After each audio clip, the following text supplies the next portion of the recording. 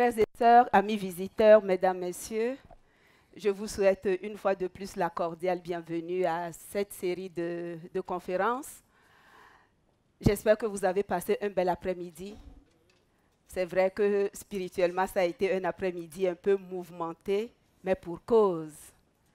Et je me réjouis de ce que nous avons été abondamment bénis. Il y a eu des délivrances. Nous sommes venus pour recevoir la guérison, et la guérison physique et la guérison spirituelle, ce qui est conforme au vœu de notre Père, qui voudrait que nous prospérions à tous égards et que nous soyons en bonne santé comme prospère l'état de notre âme. Je l'avais déjà dit en introduction à la première conférence, nous sommes venus pour recevoir des soins, soins physiques, soins spirituels. Et comme je l'ai dit cet après-midi, nous avons été richement bénis.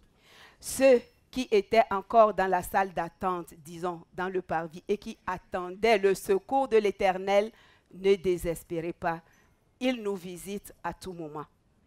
Soyez certains, personne ne repartira de ces lieux avec un fardeau.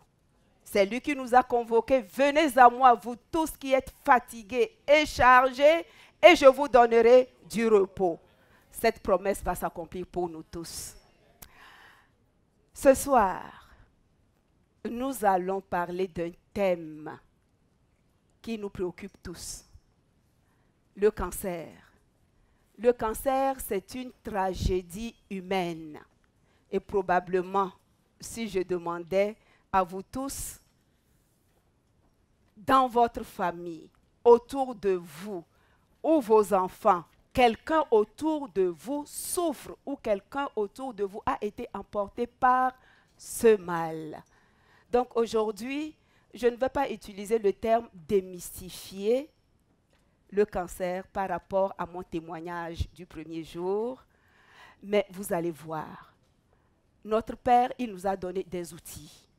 Et je dis souvent, pour peu que nous soyons obéissants, pour peu que nous lui demeurons fidèles, il ne manque jamais d'agir. Donc, nous allons voir le cancer, qu'est-ce que c'est? Le cancer, par définition, c'est une maladie multifactorielle qui est produite par un dysfonctionnement des cellules. Dysfonctionnement, les cellules deviennent folles, désorganisées, elles vont se mettre à se multiplier de manière désordonnée, d'abord au plan local et ensuite ça va se répandre à d'autres organes. Mais est-ce qu'il y a quelque chose à faire? On va le voir. Je l'ai dit tantôt, nous allons démystifier par la grâce du Seigneur le cancer. C'est une maladie de civilisation et rappelez-vous, je l'ai dit, les causes des maladies de civilisation, c'est quoi? C'est lié à notre mode de vie, à nos habitudes de vie. Et en naturopathie, nous disons, connaître les causes du mal et les renverser, s'en suivra la guérison. Donc, comme une maladie de civilisation, les causes, c'est les mêmes causes que le diabète, l'ostéoporose, l'insuffisance rénale, les maladies cardiaques, c'est les mêmes causes, l'alimentation. Mais je ne vais pas m'appesantir sur ces causes parce qu'on en a déjà parlé. Donc, cancer causé par un dysfonctionnement des cellules et, comme je l'ai dit, c'est une tragédie humaine. Les chiffres sont assez éloquents. En France, l'Institut national du cancer nous dit, c'était en 2018, les estimés étaient de 382 000 personnes, c'est beaucoup, qui devaient recevoir ce diagnostic. Aux États-Unis, selon le Centre d'information sur le cancer en 2018 toujours, regardez-moi le chiffre, 1 735 350, c'est beaucoup, qui seraient diagnostiqués et sur ces chiffres, 640 personnes en mourraient. C'est une tragédie humaine. Au Canada, chez nous, la Société canadienne du cancer, en 2019, c'était 220 400 nouveaux cas estimés, dont 82 100 décès. Donc, je disais qu'au-delà de ces chiffres, le cancer, c'est une tragédie humaine. Nous en connaissons tous. Je suis un témoignage vivant. Gloire à Dieu, une rescapée. Je ne me suis pas inscrite parmi ces chiffres. Gloire à l'Éternel. Et je vous le souhaite, personne parmi vous ne s'inscrira à ces chiffres non plus. Alors, comment s'installe le cancer? Pour vous faire mieux comprendre le cancer, j'ai pris une analogie. C'est comme une graine qu'on met à terre. La graine, si le terrain est fertile, il ou elle va germer, va croître et va produire. Il en va de même du cancer. Donc, le cancer, il y a 3 phases. Il y a la phase de l'initiation, la phase de promotion et la phase de développement. Nous allons voir ces 3 phases et vous verrez ce qui est possible pendant ces 3 phases, ce qu'il y a lieu de faire. Vous comprendrez mon langage, mon message. Tant et aussi longtemps que nous prenons des bonnes habitudes de vie, il y a moyen de renverser le cancer, quel que soit le stade où il se trouve. Moi, c'était 3 mois de vie, ça fait 15 ans que je vis. Alors, la phase de... Oh, je suis allée un peu trop loin. La phase de l'initiation, bon, on va voir, ça c'est le schéma. Ça commence, la phase de l'initiation commence par la toxine qui va s'introduire dans la cellule. Ça passe par le sang et ça va à la cellule. Ensuite, prend le relais de la phase promotion et la phase de développement. Mais on va y revenir en détail. Donc, la phase de l'initiation, comme je l'ai dit, c'est lorsque la toxine rentre dans le sang et ça va jusqu'à la cellule. Mais à ce niveau, ce n'est pas encore grave parce que les cellules ne sont pas encore suffisamment actives pour devenir des cellules cancéreuses. Et à ce niveau, dépendamment du terrain, si le terrain est fertile, j'ai pris l'analogie, l'exemple, la comparaison avec la graine. Quand on met une graine dans une terre sèche, est-ce que la graine peut germer? Elle ne peut pas germer, elle va brûler, bon, ça va s'arrêter là. Il en va de même du cancer. Donc, lorsque la toxine rentre et qu'elle atteint la cellule, dépendamment du milieu, si le milieu est favorable à l'éclosion, à la germination de la toxine, évidemment, elle va continuer sa progression. Milieu acide, j'en ai beaucoup, j'en ai suffisamment parlé. Lorsque nous mangeons des aliments qui ne sont pas adéquats, si nous avons une alimentation délétère, évidemment, ça va agir.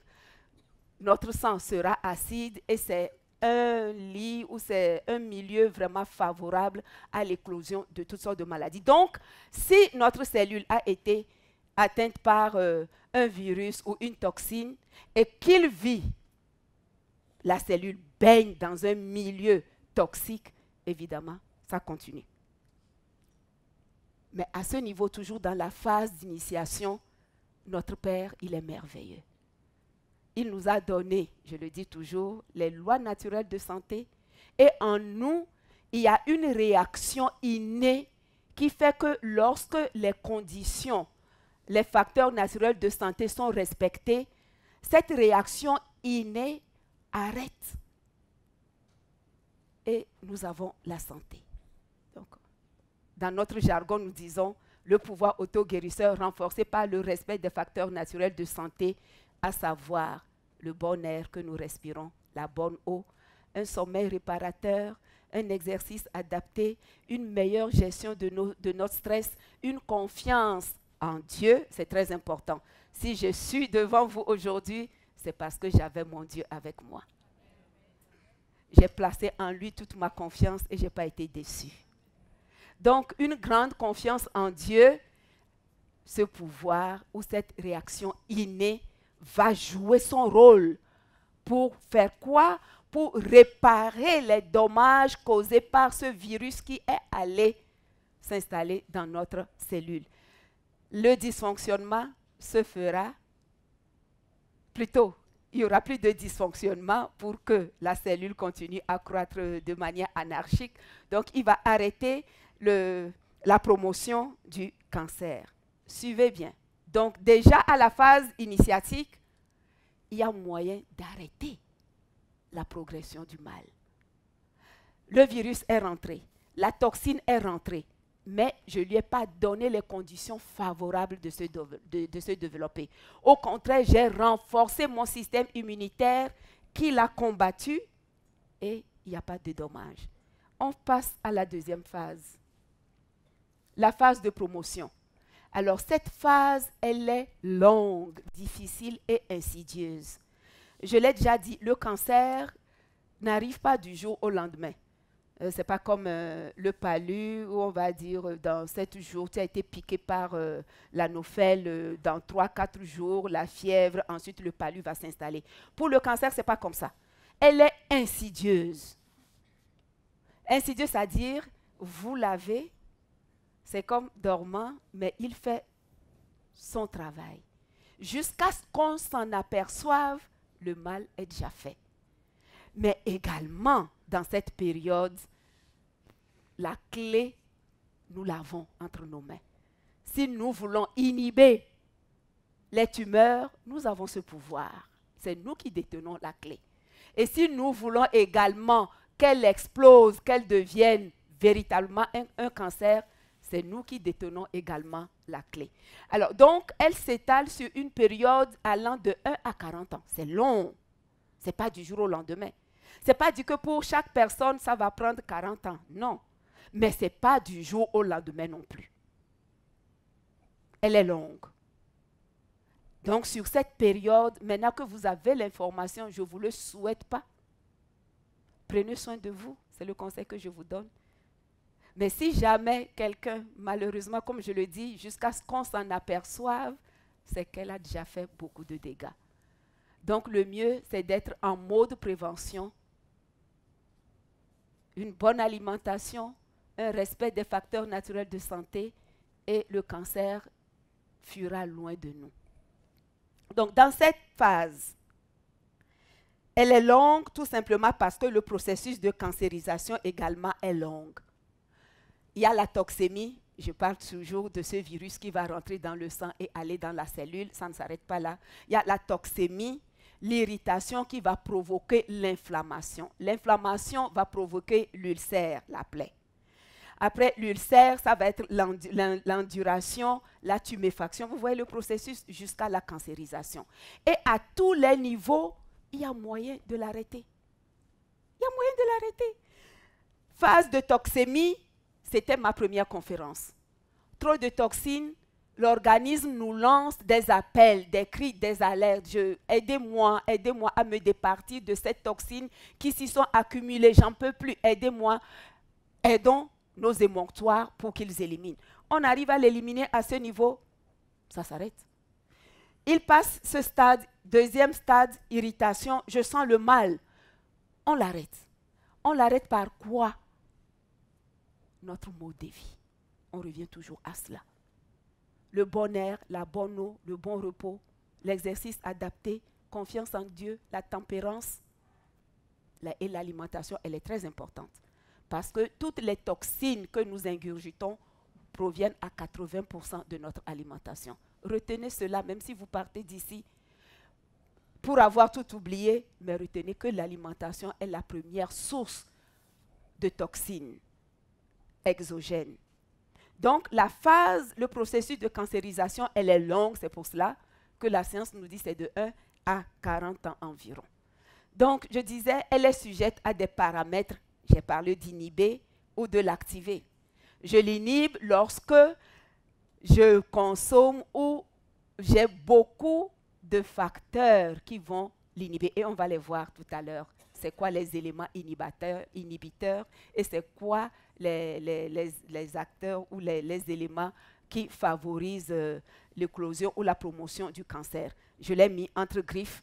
C'est les radicaux libres, les hormones, les facteurs qu'on retrouve. La première conférence, les facteurs de croissance, la quantité de protéines, on le verra encore, elle est très importante parce que la quantité de protéines que nous consommons va accélérer la multiplication ou la croissance de la tumeur. Mais si on mange peu de protéines animales ou si on n'en mange pas, ça fait partie des facteurs inhibiteurs.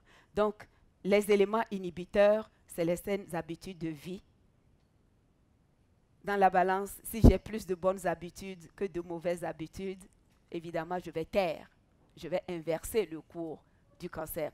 Mais si c'est les mauvaises habitudes qui dominent, qui prévalent sur les bonnes, c'est le lit que je fais au développement du cancer. Donc c'est ça, c'est ce que je viens de dire. Lorsque les éléments promoteurs sont en grand nombre, le cancer va se multiplier.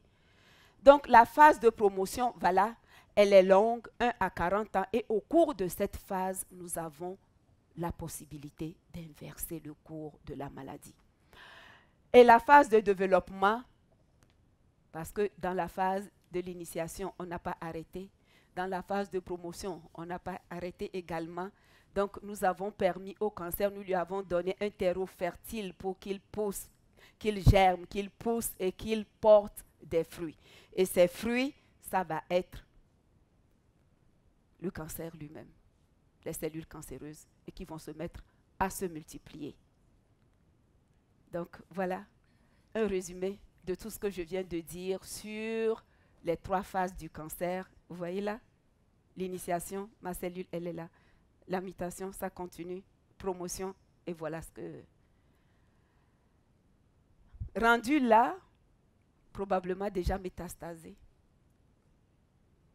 Là, c'est dans le curatif qu'on va se retrouver maintenant. Ça va être la chirurgie, ça va être la radio, ça va être la chimio. Quelquefois, on combine les deux.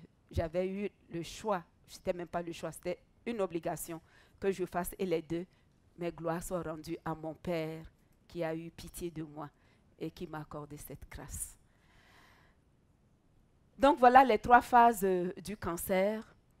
Et en naturopathie, nous disons tant et aussi longtemps que la cellule n'est pas nécrosée, c'est-à-dire morte, il y a espoir.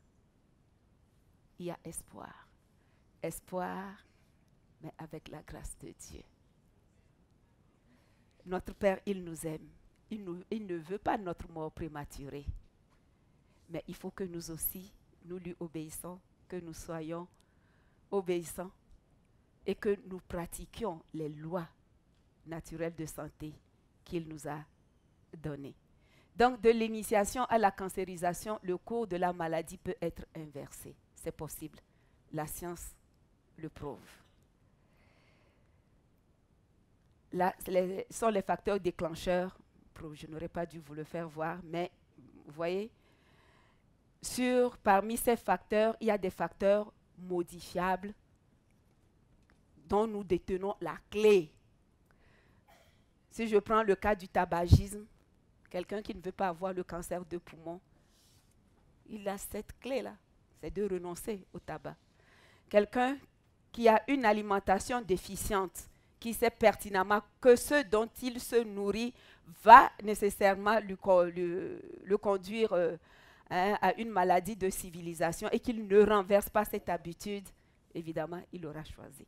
Donc, sur ces facteurs déclencheurs, nous avons l'hérédité qui compte pour 15%, la pollution, ainsi de suite, l'obésité, la sédentarité. Et lorsque nous faisons le total de tout cela, on s'aperçoit que les 2 tiers des facteurs déclencheurs sont liés aux causes modifiables, c'est-à-dire c'est des causes sur lesquelles nous avons le pouvoir d'agir, nos choix que nous faisons.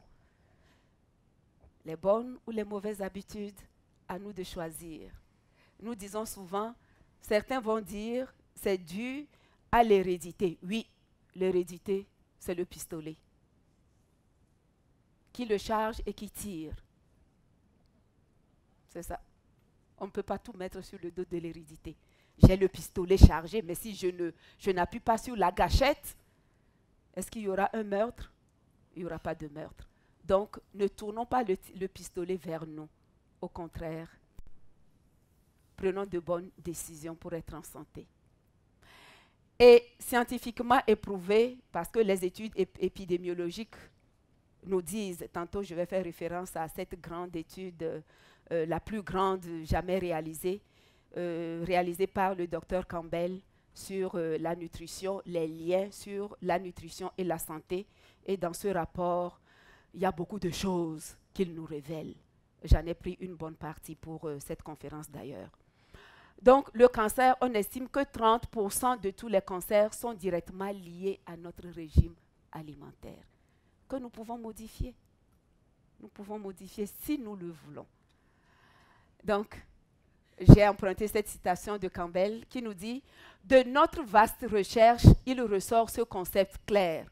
Un régime alimentaire pauvre en protéines réduit de façon spectaculaire l'initiation des tumeurs. » C'est la première phase, l'initiation des tumeurs.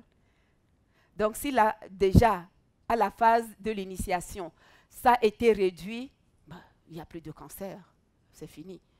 Donc, scientifiquement, il prouve que la consommation des protéines en est pour quelque chose.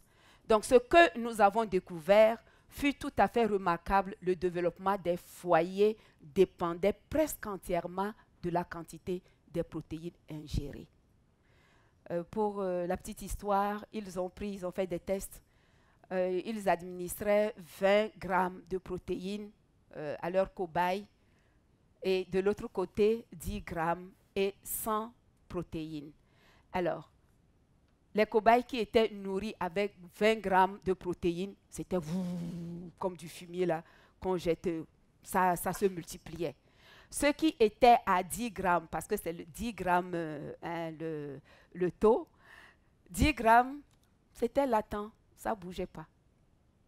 Et ceux qui ne prenaient vraiment pas de protéines animales, il n'y avait rien qui se passait. Donc, ça prouve que les protéines en sont pour quelque chose. Là, je parle des promoteurs du cancer. Et ça rejoint un peu ma première conférence. Le cancer se nourrit du sang, du gras et du sucre. Et nous allons voir pourquoi. Le sang. Où est-ce qu'on trouve le sang? On trouve le sang dans la viande, n'est-ce pas? Et pourquoi la viande est-elle nocive à la santé, ou bien pourquoi la viande favorise le développement des tumeurs? Parce que scientifiquement, on a trouvé dans la viande 2 acides aminés, la cystéine et la méthionine, et le rapport également, on trouve ces acides aminés dans les fruits, les végétaux, dans les végétaux. Mais la différence est que ces 2 acides aminés, leur rapport est balancé. C'est 1,1 dans les végétaux. Par contre, dans la protéine, on trouve, c'est débalancé. La méthionine de 3 et la cystéine de 1. Et c'est Campbell qui nous dira que beaucoup de cellules cancéreuses ou de tumeurs primaires ont besoin de méthionine pour survivre. Ça, je l'ai pris du rapport Campbell. Donc, ce qui confirme la nocivité de la protéine sur le développement des cancers. Et ça rejoint encore la première conférence. Le sang. On l'a vu également, dans le sang, il y a les facteurs de croissance et tout ce qui s'ensuit qui ne favorise pas du tout à notre santé. Au contraire, ça nous fait plus de mal. Bon, les mauvaises bactéries, j'en avais déjà parlé. Donc, le cancer se nourrit de sang. Les régimes anticancéreux, là, c'est un scientifique américain, Michael Greger, qui a écrit un livre, vous le connaissez? Comment ne pas mourir? Vous connaissez ce livre? Oh, c'est un très beau livre. Hein, tout sur le cancer, tous les types de cancer. Michael Greger, il en a développé. Donc, c'est lui qui nous dit que les régimes anticancéreux riches en protéines ne font pas du tout du bien. Au contraire, ils sont très dangereux. Ils sont très dangereux. Donc, ils n'inhibent pas plutôt les cellules cancéreuses, mais au contraire, ils stimulent leur croissance. Au passage, je vous le recommande, ce livre. Ah, il y a la vidéo aussi? Je ne savais pas. J'ai le livre. Donc, le livre sur Amazon, vous pouvez la voir. Hein, comment ne pas mourir, c'est-à-dire les aliments qui inversent le cours des maladies. C'est très bon. C'est un livre très complet qui vous donnera toute l'alimentation, tout ce que vous pouvez tout ce dont vous pouvez vous nourrir pour éviter le cancer, tous les types de cancer. Il en a parlé, c'est une grosse Bible. Ça fait au moins 600 pages. Oui, Michael Greger. Combien? Oui, c'est ça. Mais c'est un livre très bon. Michael Greger, c'est un Américain. Il a un site, Nutrition Facts, c'est ça. Pour ceux d'entre vous qui êtes à l'aise en anglais, vous pouvez visiter également son site. Alors, voilà que l'OMS, j'en avais parlé hier, en 2015, tirait la sonnette d'alarme sur la consommation exagérée de la viande parce qu'ils ont remarqué les conséquences de la protéine sur le développement des cancers. Et voilà ce dont nous nous nourrissons. Nous avons, c'est le poulet, c'est le bœuf et la viande froide qui ne nous font pas du tout du bien. Le gras. Le cancer se nourrit de gras. Gras de toutes sortes. Lorsque nous prenons les huiles végétales que nous connaissons, nous achetons dans les épiceries, ces huiles ils renferment beaucoup d'oméga 6 et les oméga 6 sont pro-inflammatoires. Pro-inflammatoires. N'oublions pas que le cancer, ça commence par la toxémie, l'irritation, l'inflammation, ainsi de suite. Donc, en consommant tous ces gras, évidemment, y compris le gras qu'on retrouve dans la protéine, dans les viandes végétales, de poulet ou de bœuf, tous ces gras réunis vont favoriser le développement du cancer. Mais ici, une note, et cette citation, disons, ceci je l'ai pris de Campbell, c'est l'étude de Campbell qui nous dit que la caséine constitue 87% des protéines du lait de vache et c'est un promoteur exceptionnellement puissant de cancer. Et pourquoi? À cause de sa forte teneur en acide gras qui fait quoi? Qui entretient l'inflammation. Produits laitiers, nous revenons toujours à au même message. Produits carnés, produits laitiers et consorts. Ça ne vient pas de la sœur Pauline. C'est des études dignes de foi. C'est des grands chercheurs de grandes universités américaines qui ont fait ces recherches et voilà les conclusions qu'ils nous livrent. Donc le gras, vous-même vous voyez, hein, le gras, j'espère que dans la salle, nous n'avons pas des adeptes de cette alimentation, le junk food. Vous vous imaginez comment est-ce qu'on peut manger? Les conséquences, c'est que ça va alimenter les cellules cancéreuses et ce n'est pas santé. Le sucre, produits raffinés, sucre blanc, riz blanc, ainsi de suite. Nous aimons les pâtisseries, les tartes. C'est beau, hein?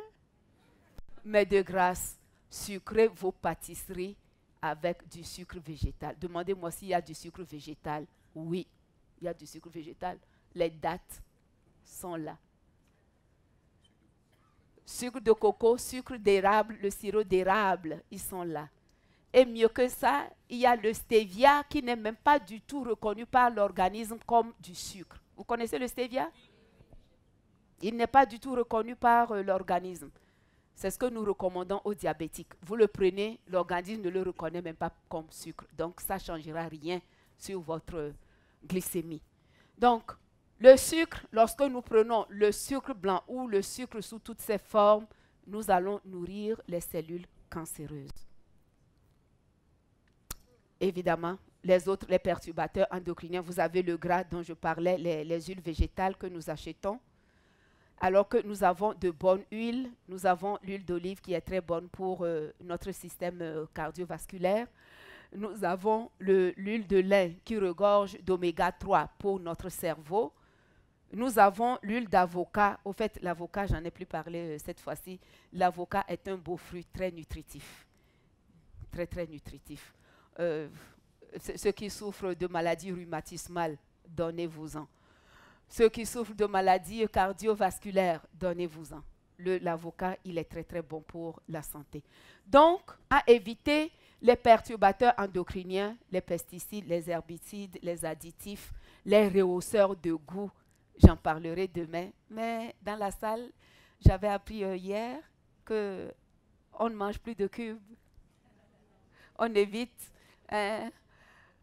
la sauce soya et consorts. Vous consommez toujours de la sauce soya. Un tout petit peu. Bon.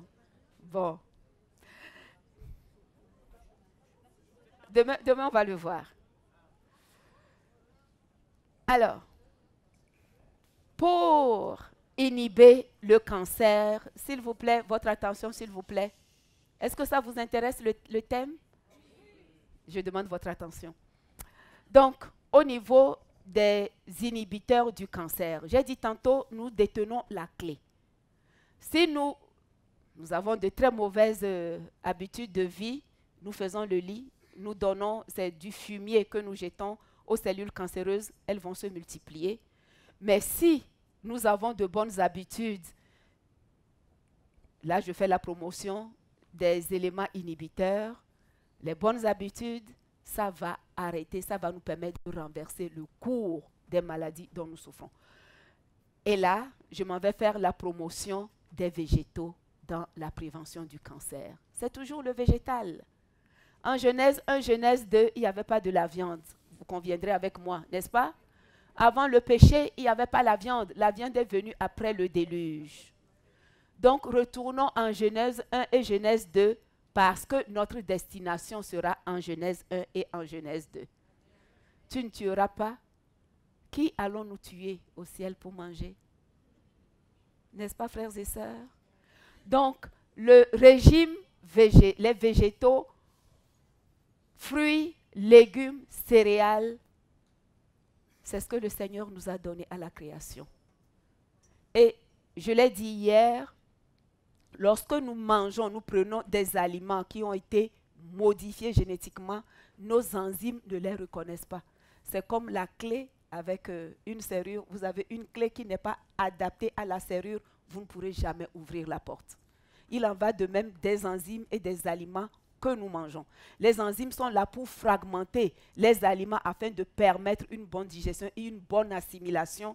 Mais dès lors que les enzymes ne reconnaissent pas l'aliment, le travail ne se fait pas. Donc, nous avons intérêt à manger ce que le Seigneur nous a donné au départ, et c'est les végétaux. L'alimentation joue un rôle prépondérant dans la prévention, dans l'activation ou la prévention de nos maladies, des maladies de civilisation, comme toute autre maladie d'ailleurs. Et lorsque le régime alimentaire est carencé en fruits et légumes, les tumeurs latentes du fumier qu'on donne, ils vont se développer. En revanche, lorsque nous avons en abondance des aliments qui inhibent, surtout les végétaux, nous renversons ou nous réduisons en silence ces maladies. Voilà, je vous ai parlé de ce tableau. C'est juste pour rassurer ceux qui ont peur du régime végétal. Alors, qu'est-ce que ça nous dit? Sur des tranches de 500 calories, lorsque nous prenons des aliments d'origine végétale comparés aux aliments d'origine animale, regardez, le cholestérol, il n'y a pas de cholestérol dans les végétaux. Par contre, pour une tranche de 500 calories, j'ai 137 grammes milligrammes de cholestérol. Le nombre de calories journaliers, dépendamment, certains vous diront jusqu'à 2000 calories ou 1500. Donc, vous me faites le calcul. Si vous avez un régime de 2000 calories par jour, regardez le nombre de milligrammes de cholestérol que vous prendrez en une journée. Alors, les lipides, nous avons sur 500 tranches de calories, là, ça nous donne, le végétal nous donne 4 et l'animal nous donne combien? C'est le gras, le lipide. 36, vous voyez? Pour 500 tranches de calories, fois 4, on a 2000. Donc, vous multipliez par 4 par jour, ce que vous prenez. Et ce gras, saturé, pour la plupart des cas, là, parce que nous ne prenons pas de la bonne graisse. Si ça vient de la protéine animale, c'est le gras saturé. Ça va saturer nos artères, cholestérol, hypertension, diabète et l'ami cholestérol, hypertension et diabète. Les trois mousquetaires qui marchent ensemble. Les protéines. Les aliments d'origine végétale vont nous donner 33 et d'origine animale 34. Est-ce que la différence est énorme? Donc, il n'y a pas de raison de se plaindre. Si je mange les légumineuses, ça va me donner pratiquement autant de protéines que la protéine animale, sauf que les protéines végétales ne vont pas me donner les déchets. L'ammoniac, j'en ai parlé hier, le gaz soufré qui va impacter sur nos reins et qui va remonter jusqu'au cerveau. Alzheimer dans rendez-vous 65 ans, 70 ans. Vous imaginez 33 contre 34. Lorsque nous prenons la bêta-carotène, près à de 29 000. Les sources, je l'ai pris du rapport de Campbell toujours. C'est lui qui nous a donné ce tableau. Contre 17, les fibres, la protéine animale, il n'y a pas de fibres. C'est pour cela que lorsque nous favorisons le régime carné, constipation souvent, développement de mauvaises bactéries, ce qu'on a vu ce matin. Les mauvaises bactéries vont se multiplier et quand les mauvaises bactéries se multiplient, du coup, notre santé est compromise. La vitamine C, 293 contre 4, folate, 1168. Vous voyez vous-même? Si vous aviez un choix à faire, quel choix feriez-vous? Je vous laisse faire votre choix. Je vous laisse faire votre choix. De toute façon, dites-vous que vous n'avez rien à envier à celui qui est carné. Si ça peut vous rassurer. Alors, on continue les éléments inhibiteurs du cancer. Et là, je vais emprunter cette citation à un Canadien québécois. Et là, je vais faire un petit témoignage lorsque j'étais sortie du bureau de mon neuro-oncologue. 3 mois à vivre. Le livre écrit par le docteur Béliveau venait de paraître et j'avais suivi la promotion à la télé. Je suis allée chercher ce livre, je l'ai dévoré en une journée. Je l'ai dévoré en une journée parce que je cherchais des alternatives à la chimio et à la radiothérapie. Et évidemment, j'ai eu pas mal. C'était le premier livre qui m'a renseigné sur les aliments qui luttent contre le cancer ou qui réduisent le cancer en silence. Donc, le docteur Béliveau nous dit, loin d'être une thérapie alternative, la prévention du cancer par l'alimentation constitue un outil complémentaire que tout individu peut employer pour apporter à son organisme des agents anticancéreux d'origine nutritionnelle. Et on va le voir bientôt. Donc, la prévention du cancer par l'alimentation est semblable à la chimio. Ça vient de moi parce que je l'ai expérimenté. À la chimio végétale. J'ai refusé la chimio chimique, mais la chimio végétale m'a permis, par la grâce de Dieu, de me tenir devant vous. C'est un témoignage de quelqu'un qui l'a expérimenté. De 3 mois, ça fait 15 ans. Gloire à Dieu. Donc, les propriétés anticancéreuses associées aux alicaments. Vous savez ce qu'on appelle les alicaments? Oui, alicaments, c'est les aliments qui font office de médicaments. Notre Père, il est merveilleux. Il avait tout mis à notre disposition. Donc, les propriétés anticancéreuses associées aux alicaments agissent comme des éléments puissants, très puissants. Les phytochimiques. J'en ai parlé hier, ce matin j'en ai parlé encore. Ils sont puissants pour inhiber les tumeurs cancéreuses. Donc, voilà, mes amis, je les chéris, les composés phytochimiques responsables de la couleur des fruits et des légumes, c'est la défense immunitaire, la défense de ceux qui n'ont pas de mains ni de bras pour se protéger ou pour se défendre. L'Éternel, il l'a fait bien pour les végétaux. Et lorsque nous, humains, nous consommons ces végétaux, du coup, ça vient renforcer notre système immunitaire avec tout ce qu'ils ont comme bénéfice pour nous. Ils sont antibactériens, antifongiques, antiseptiques, insecticides et anticancéreux. Ça crée des conditions hostiles qui empêchent le développement des cancers. N'oublions pas en Genèse 1, Genèse 2, surtout en Genèse 1, c'était quoi? Fruits, légumes et tout arbre portant de la semence. Retournons en Genèse et nous jouirons d'une santé parfaite. Toutes sortes de maladies fuiront loin de nous.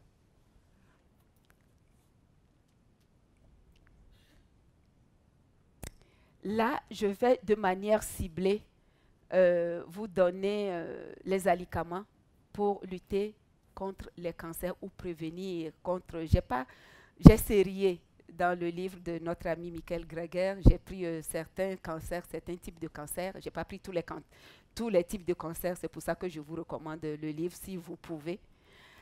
Donc, les crucifères, les tumeurs détestent les crucifères. Les crucifères, qu'est-ce que c'est? C'est les choux, toute la famille de choux. Commençant par le chou de Bruxelles, le plus petit, jusqu'au kale, jusqu'au chou kale. Tout ce qui est chou kale, c'est les feuilles en feuilles. Comment vous l'appelez ici? C'est kale. Oui, kale. Kale ou kale. Bon, vous comprenez ce que je vais dire. Donc, du chou de Bruxelles jusqu'au kale, donnez-vous-en à cœur joie. Consommez à profusion. Ça ne vous fera pas du mal, ça fera que du bien. Parce que les cellules cancéreuses détestent. Vous voyez comment les choux sont soufre. Ils ont une odeur de soufre. Ça renvoie les tumeurs. Et là, je vous donne un petit secret.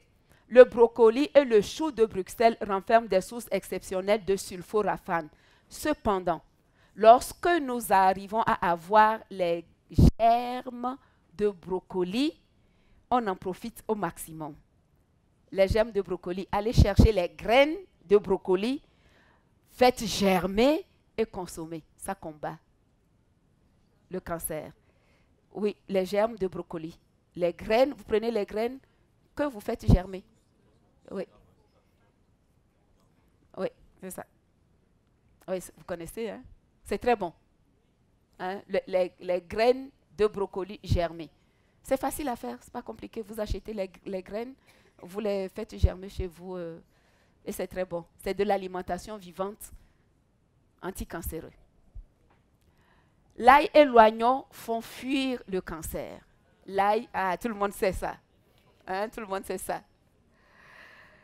Au passage, pendant que je me cherchais dans mon mal, dans mes jus de légumes, je mettais toujours une gousse d'ail, une ou deux gousses d'ail. Mes frères et sœurs, je vous avoue, ce n'est pas facile à boire. Ça brûle, mais ça porte effet. Ça porte effet.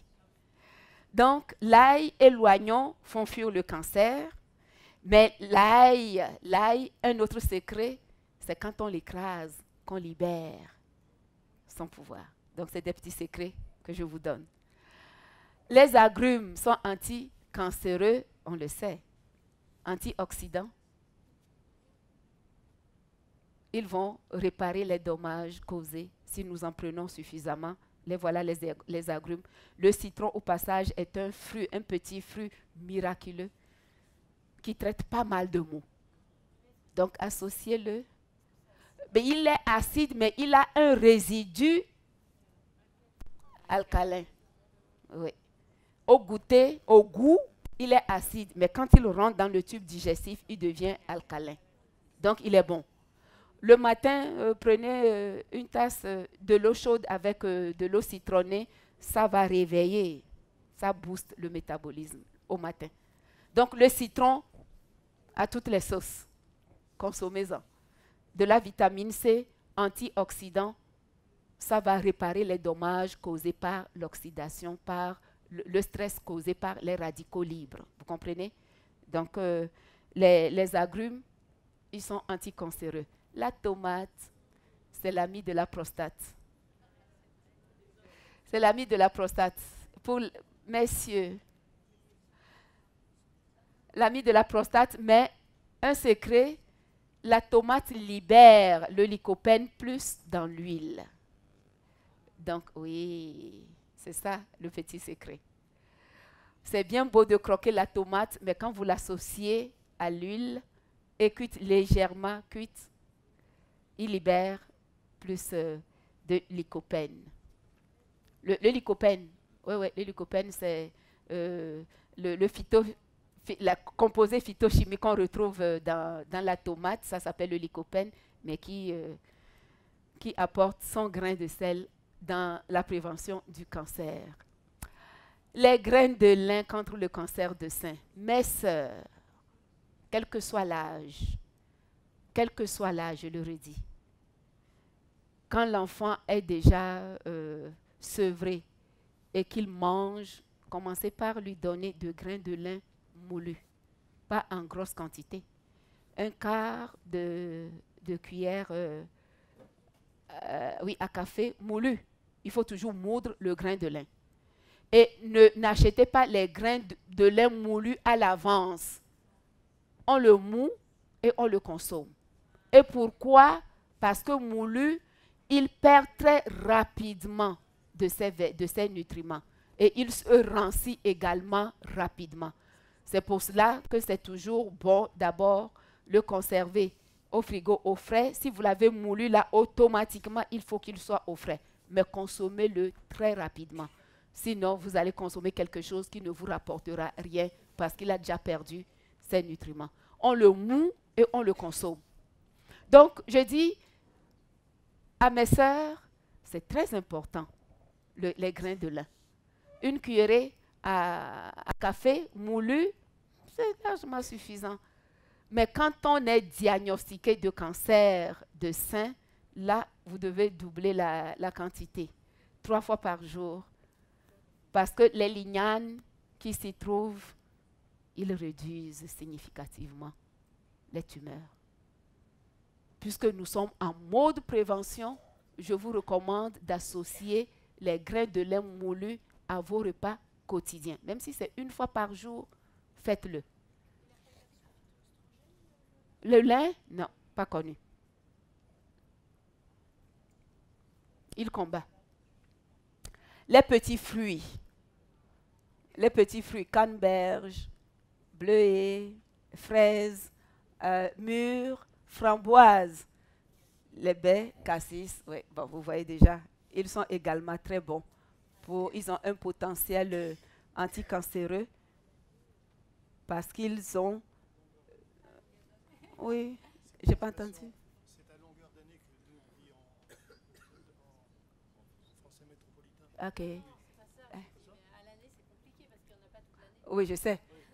Quand c'est la période, vous savez, un conseil.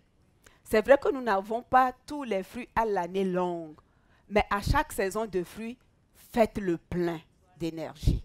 Faites le plein de vitamines. Faites le plein de nutriments que vous avez. Qu'il s'agisse de fruits ou de légumes, faites le plein en saison. L'organisme va l'emmagasiner. De toute façon, vous tirerez le meilleur de ces aliments à ces moments-là. Vous comprenez? Les oméga 3, j'en viens à mon avocat. Les oméga 3 qui réduisent l'inflammation, eux, ils sont anti-inflammatoires. Et comme le cancer, dans le processus de cancérisation, il y a l'inflammation. Si nous consommons les aliments qui sont anti-inflammatoires, ils vont réduire, évidemment. Ils vont bâillonner, ils vont mettre en silence, réduire au silence les tumeurs qui étaient en gestation.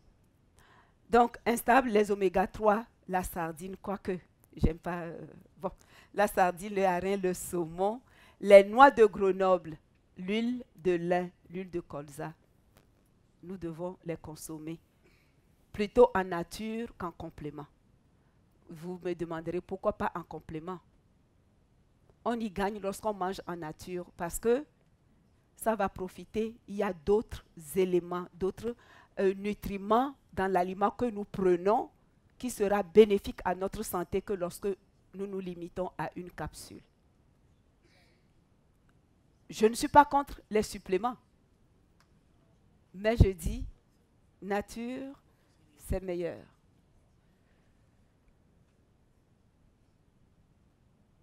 Pour les cancers hormonodépendants, je l'avais déjà dit dans la première présentation, parce que le lait, la viande avec les hormones qui s'y trouvent, ils favorisent les cancers hormonodépendants, le sein, les ovaires, la prostate. Nous recommandons de privilégier les légumes crucifères, comme je viens de le dire, le brocoli, le chou-fleur, ainsi de suite. Le radis, le cresson, les grains de lin, le lycopène pour nos maris, nos frères, contre la prostate.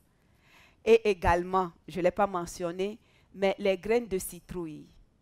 Les graines de citrouille non écalées, non décalées ou écalées. Vous voyez, avec la peau. Parce que la peau renferme le zinc. Le zinc. La peau, elle est blanche. C'est quand on le décortique qu'on a la graine verte que nous connaissons. Oui, oui, on le mange. Oui, oui, oui, oui. Oui, oui. Dans les magasins de produits naturels, vous les verrez en apéritif, là. Sauf qu'on le sale. J'aime pas le sel. Mais si vous pouvez le trouver nature, c'est bon pour les hommes. Un peu de grignotage, mais ça vous fait du bien. Vous avez le zinc et les oméga 3. Contre le cancer colorectal, là nous tombons dans les épices, le curcuma. Vous tous, vous connaissez le gingembre jaune. Il est très efficace, mais un petit bémol. Le curcuma, pour libérer la curcumine, il faut ajouter un peu de poivre noir. Oui, mais le poivre noir, épice. Oui. Qui sont? Ok, ok. Ben, c'est une nouvelle. On les trouve dans les magasins bio. Donc, une information, il y a du curcuma activé. C'est ça. C'est ça. Donc, préférez ça. Nous, les adventistes, préférons ça que l'ajout du poivre noir. Les baies, les petits fruits reviennent encore dans le traitement du cancer colorectal. Et là, pour éviter le cancer colorectal, j'en ai parlé ce matin, c'est notre microbiote. Si nous mangeons assez de fibres, il n'y a pas de raison. La digestion va se faire, les selles vont se faire normalement, il n'y aura pas de constipation, il n'y aura pas d'accumulation jusqu'à ce qu'on arrive au cancer colorectal. Beaucoup de fibres. Et l'avantage des fibres, il n'y a pas que le tube digestif, il y a également nos artères. Parce que les fibres vont nettoyer nos artères, ça va éliminer le cholestérol et ça va permettre une circulation fluide du sang. Le cancer du poumon, j'en ai donné pas mal, hein? Je ne pensais pas avoir donné autant de cancers là. Le cancer du poumon, la consommation à profusion des légumes crucifères, les choux qui reviennent, qui ralentit la progression, et la curcumine qui va inhiber le développement et la promotion du cancer. Oh ben dis donc, je ne pensais pas avoir pris tant que ça. Donc le cancer de sang, la consommation d'antioxydants, des crucifères, des légumes verts, vous voyez, tout tourne autour de l'alimentation. Tout tourne autour de l'alimentation et quoi? Des végétaux. L'alimentation végétale. L'alimentation végétale. Donc, ça revient, c'est Genèse 1. En Genèse 1, nous n'avons pas de problème. C'est quand nous passons Genèse 1, Genèse 2 que nous avons de problèmes. Alors, conclusion. Sans embâche, je l'ai déjà dit. Le régime végal est fortement recommandé dans la lutte contre le cancer sous toutes ses formes. Pourquoi? À cause de ces composés phytochimiques qui vont agir comme des anticancéreux, antioxydants, anti-inflammatoires, anti-infectieux, anti. Donc, nous gagnons en adoptant le régime édénique recommandé par notre Père. Que la grâce de notre Père, la grâce du Très-Haut soit avec nous pour une bonne santé. Je vous remercie.